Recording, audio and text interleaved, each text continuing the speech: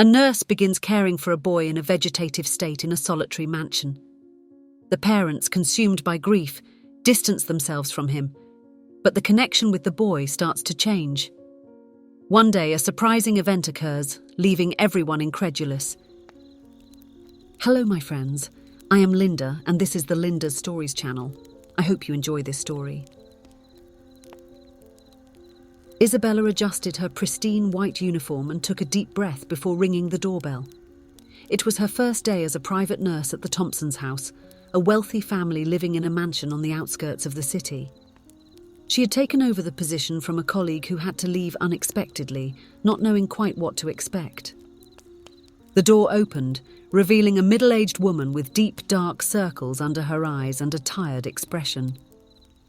"You must be the new nurse. Come in, please," said Victoria Thompson in a monotonous tone. Isabella followed her through the spacious entrance hall, observing the sophisticated decor, but also noticing a thin layer of dust on the furniture. It was as if the house, once full of life, had entered a state of suspension. Victoria led her to a room on the upper floor. "This is Noah, my son. He is 12 years old and has been like this for 8 months, she explained with a choked voice. Isabella approached the hospital bed where a boy with brown hair lay. His eyes were closed and his breathing was almost imperceptible. Tubes and machines surrounded him, keeping him alive artificially. Noah remained motionless, while his parents, Victoria and James, trapped in their own pain and guilt, hardly approached their son, believing he could no longer hear them.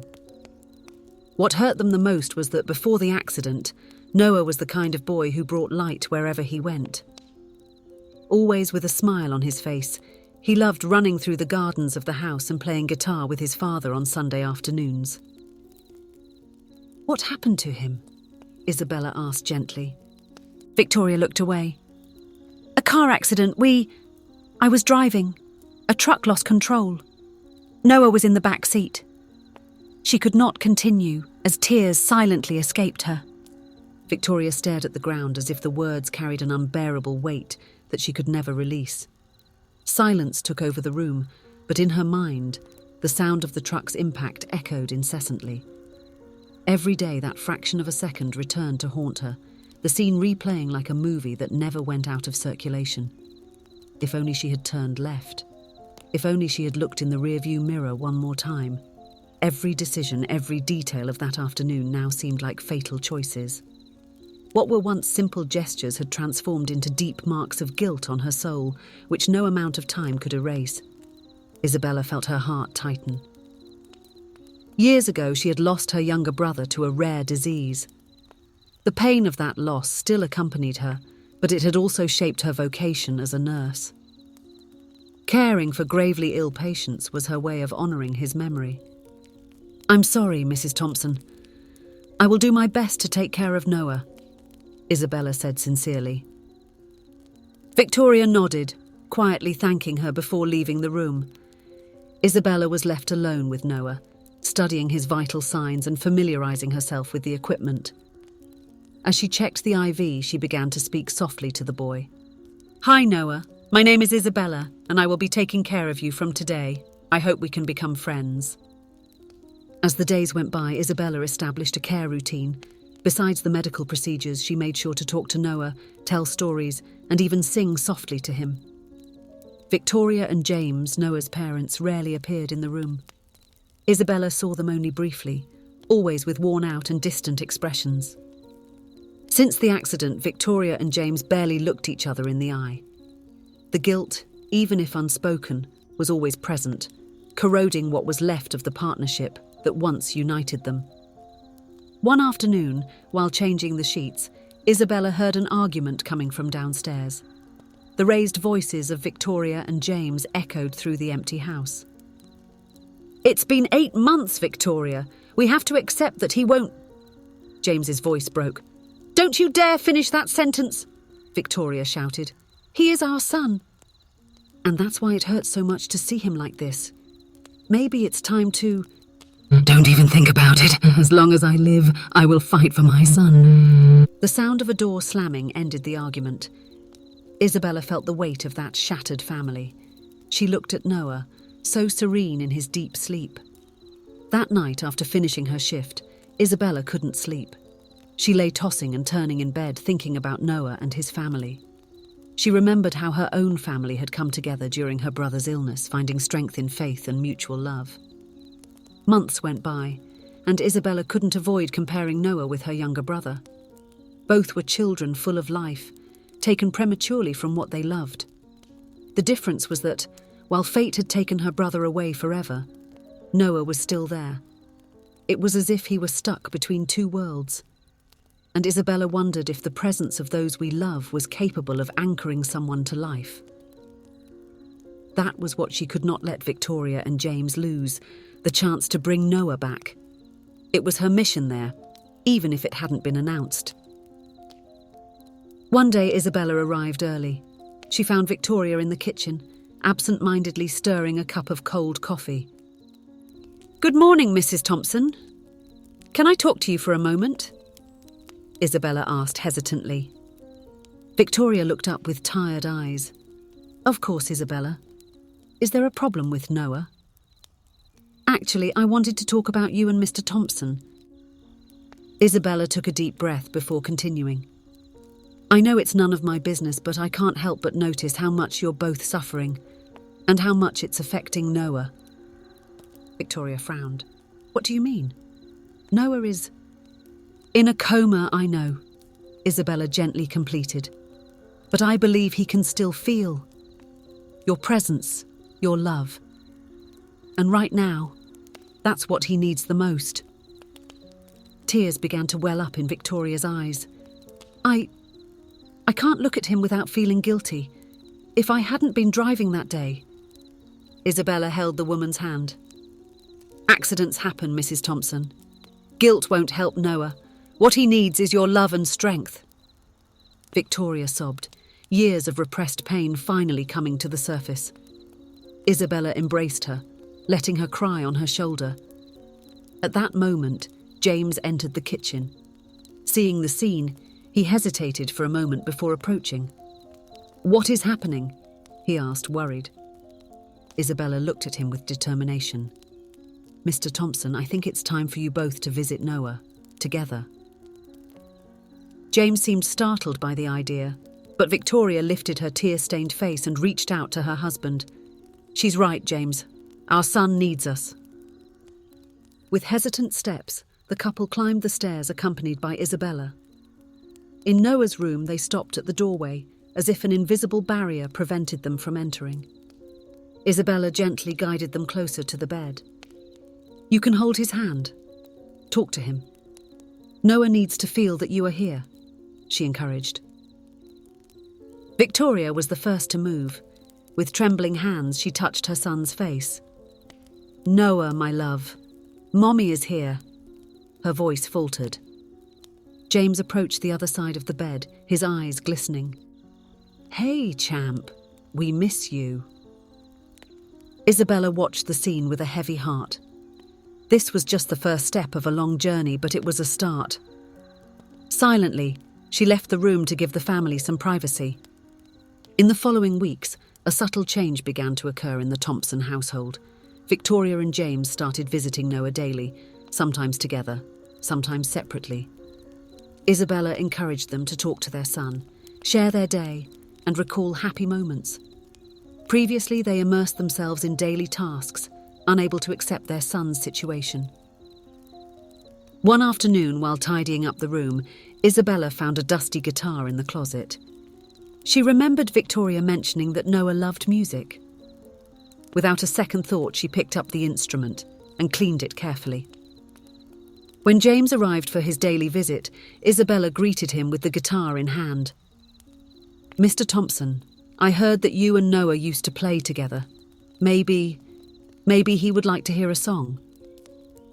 James was paralyzed for a moment, looking at the instrument with great pain. Slowly, he reached out and took the guitar. He sat next to Noah's bed and, with hesitant fingers, began to play a gentle melody. The music filled the room, bringing an atmosphere of peace that Isabella had never felt there before. She noticed a tear rolling down James's face as he played, humming softly a song he had certainly shared with his son countless times. It was at that moment that something extraordinary happened. A tear fell from Noah's eyes. Isabella held her breath, fearing she was imagining things. But then it happened again. Once more, another tear fell. "Mr. Thompson!" she exclaimed. "Look!" James stopped playing abruptly, looking at where Isabella was pointing. "My God!" James whispered, incredulous. "Victoria! Victoria, come quickly!" Victoria ran into the room, alarmed by her husband's shouts. When she saw the scene, she began to call out to him. The world seemed to stop at that instant. Time, once so cruel, seemed to grant them a new chance. Victoria, with a trembling hand, touched her son's face, and for the first time in months, felt a true connection. It was not just a mother's touch, but a silent plea for him to come back, to cling to life. James, beside her, was choking back a sob that threatened to escape. That small gesture, a tear so subtle it might go unnoticed, was a storm of hope for them. They didn't speak, but the silence was filled with a single certainty. Noah could hear them. "Noah, my love, can you hear us?" she asked through tears. Amidst tears, Isabella knelt beside Noah and, with a heart filled with hope, called to the heavens for strength and healing. She felt, in her fervent prayer, a silent connection with the boy. Perhaps that small tear that rolled down his eyes was a sign, a subtle proof that he was still present, hearing, feeling, even in his apparent inertia. When Noah made the slightest of movements, something almost imperceptible, emotions erupted. Victoria and James's restrained sobs mingled with Isabella's exclamations of joy. It was a miracle, they thought. There was no other explanation. Somehow, Noah was coming back to them.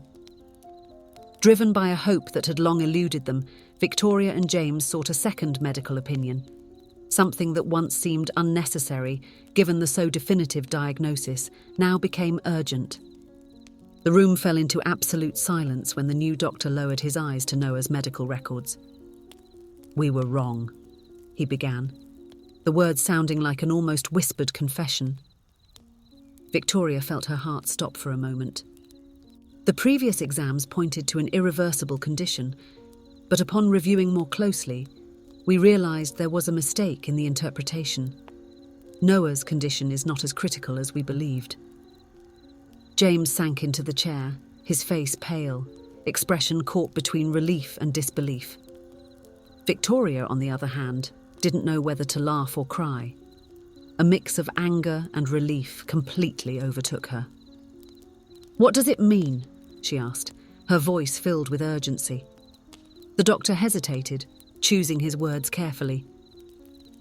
"It means there is a chance of recovery, but it will be a long and uncertain process. We need to start a new treatment protocol immediately." Hope was reborn, but it brought with it the bitter taste of all the lost time. The trust they had blindly placed in the initial diagnoses now seemed like a betrayal. James looked at Victoria for a moment as if, for the first time, questioning all the decisions they had made up to that point. But with his restrained manner, he closed his eyes and thanked silently, feeling the weight of gratitude and the certainty that a new chance had been granted to his family. Noah's first gesture was almost imperceptible. A slight tremor in his hand, the opening of eyes that seemed like a dream. But for Victoria and James, that small movement represented the beginning of a new journey, one of redemption and healing. On a sunny day, Noah opened his eyes completely, still weak and confused, but with a sparkle of life that filled his parents with renewed hope. With each passing day, small signs of improvement emerged, like flowers slowly blooming in spring, fragile but laden with promise. The revelation brought a wave of hope that flooded everyone's heart. The family, once shattered by pain and guilt, was now united and strengthened by faith. Noah's intensive treatment began with fierce determination. The path ahead would be long and fraught with uncertainties, but the rediscovered love and unwavering faith kept Victoria and James steadfast on the journey. They knew, with a silent certainty, that miracles could continue to happen. Day after day, Victoria and James were more united than ever, working in harmony to help their son recover. On difficult nights, they supported each other, their hearts intertwined by the same force that once nearly destroyed them. Isabella watched everything with a feeling of deep fulfillment. She knew that her time there was coming to an end. Soon, Noah would no longer need such intensive care. She would soon have to move on, but she did so with a light heart. One bright afternoon, while Noah was doing physiotherapy in the garden under his parents' watchful eyes, Victoria approached Isabella. "I can never thank you enough for what you've done for our family," she said, moved. Isabella smiled, trying to downplay the gesture.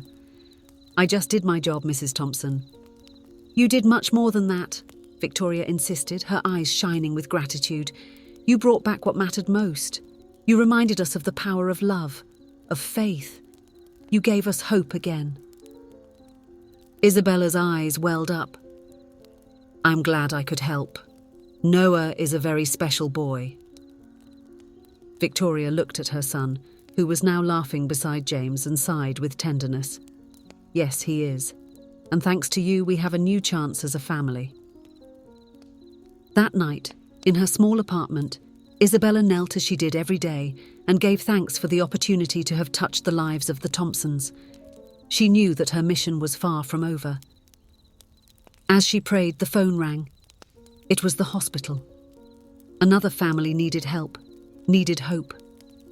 With a serene smile, Isabella prepared for her next challenge, feeling blessed to be able to continue her journey of healing and love. When she closed her eyes to sleep, she knew she would carry with her the greatest lesson the Thompsons taught her, the transformative power of faith, love and perseverance, capable of rekindling even the dimmest lights of the soul. If you enjoyed, please give it a like and subscribe to the channel. Leave a comment with a number from 1 to 5 to let us know how much you liked the story. Also, watch the video that is currently on your screen. See you soon.